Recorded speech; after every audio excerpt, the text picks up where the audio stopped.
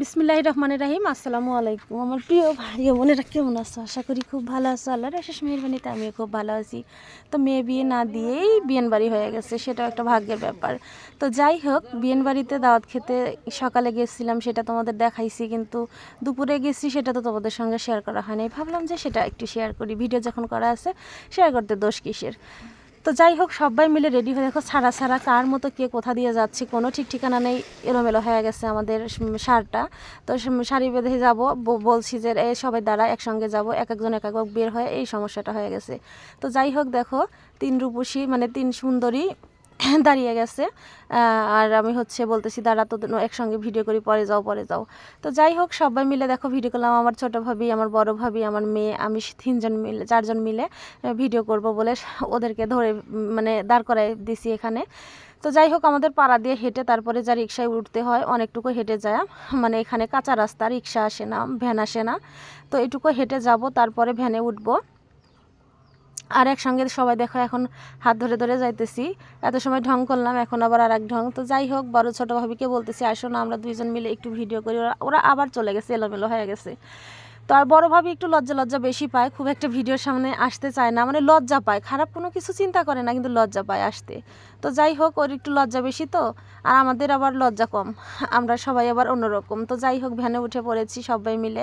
তো একটা ভ্যানে কিন্তু হয় নাই, তিনটা ভ্যান। তো এখানে আমরা যে কয়েকজন আছি সে কয়েকজনই ভিডিও করলাম। আর আমার ক্যামেরাম্যান তো কোনো দিনও ভিডিওর মধ্যে আসতে পারে না, সবাইকে শুধু ভিডিও করে মানে সবাইকে দেখাতে পারে, কিন্তু ক্যামেরাম্যান আসতে পারে না। এই কারণে বললাম যে এই যে আমার ক্যামেরাম্যান, একটু ক্যামেরাম্যানকে দেখিয়ে দে, ওই আমার সব ভিডিও টিডিও করে দেয়, এডিট করে দেয়। বাবার বাড়িতে আসলে অনেক সুবিধা হয়, আমার ভাজতে হয়। তো যাই হোক, এখন দেখো আমার মেয়ে একটু ভিডিও করতেছে, বলতেছে আজকে আমি তোমাকে ভিডিও করে দেই। যদিও আমার মেয়ের কাছে ফোন খুব কম বলতে ফোন দেই না, এক কথায় বলতে গেলে আমি নিজেই ভিডিও করি, কষ্ট হোক, তা ওর কাছে দেই না। তো যাই হোক, এখন আবার দেখো কি বলে চেঞ্জ করলাম, বললাম যে না আমি এই পাশে বসি, আমরা তিনজন মিলে ভিডিও করি। তো যাই হোক, এখন চলে এসেছি আমার বিয়ান বাড়ি। তো বিয়ান বাড়িতে চলে এসে কি খাবার সেটাই তোমাদের সঙ্গে চলো শেয়ার করি। এখানে দেখো মুরগির মাংস, গরুর মাংস, বেগুন ভাজি, মাছ কষা, অনেক রকম খাবার। আর বিশ্বাস করো যে মানে খেয়েছি বলে যে বলতেছি তা না, আজকের খাবারগুলো কোনটা রেখে কোনটা খাবো সেটাই ভেবে পাচ্ছিলাম না আমরা। এত বেশি মজা হয়েছিল, এত খেয়েছি সবাই, মানে আমি মনে হয় সবার চেয়ে বেশি খাইছি, কারণ বেশি মজা হয়েছিল, খুবই ভালো লাগছে খাইতে। তো যাই হোক, খাওয়া দাওয়া শেষ করে আবার ছোট শর্ট ভিডিও করার জন্য চলে এসেছি আমার বিয়ানের বাড়ির চাতালে। এখানে ধান সিদ্ধ করা হয়, অনেক বড় চাতাল, একদম পাকা করা বাঁধানো চাতাল।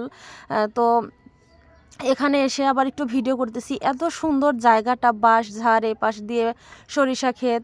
তো যাই হোক, দেখো কত ঢং করে ভিডিও করি, সেটাই তোমাদের সঙ্গে ভাবলাম গান ছাড়া রিলস শেয়ার করি। এই রিলসগুলো অবশ্যই যাবে, কিন্তু এখন ভিডিওতে একটু অ্যাড করলাম যে দেখো পুরো ভিডিওটা তোমাদের দেখাই। একটা গান রিলস করতে গেলে কত সময় লাগে, এই সামান্য একটুখানি কয়েক সেকেন্ডের গানের জন্য কতবার কত রকম করতেছি। লাস্ট কেটে যতটুকু ভালো লাগে ততটুকুই দেওয়ার চেষ্টা করি। সেটা এ কারণে সম্পূর্ণটা আজকে দিলাম যে একটা ভিডিও করতে হলে, ছোট্ট একটা শর্ট ভিডিও করতে হলে কত সময় লাগে, লং ভিডিও করতে কোনো সমস্যা নেই, যা হোক সবই দেখানো যায়। শর্ট ভিডিও করাটা বেশি কষ্টের, আর লং ভিডিও এডিট করাটা কষ্টের। আসলে কষ্ট ছাড়া কোনো কিছুই নেই, সব কাজে যে কোনো কাজ করতে যাবে দেখবে যে কষ্ট আছেই, কষ্ট না করলে কখনোই সফল হওয়া যায় না, এটাই বাস্তবতা। তো যাই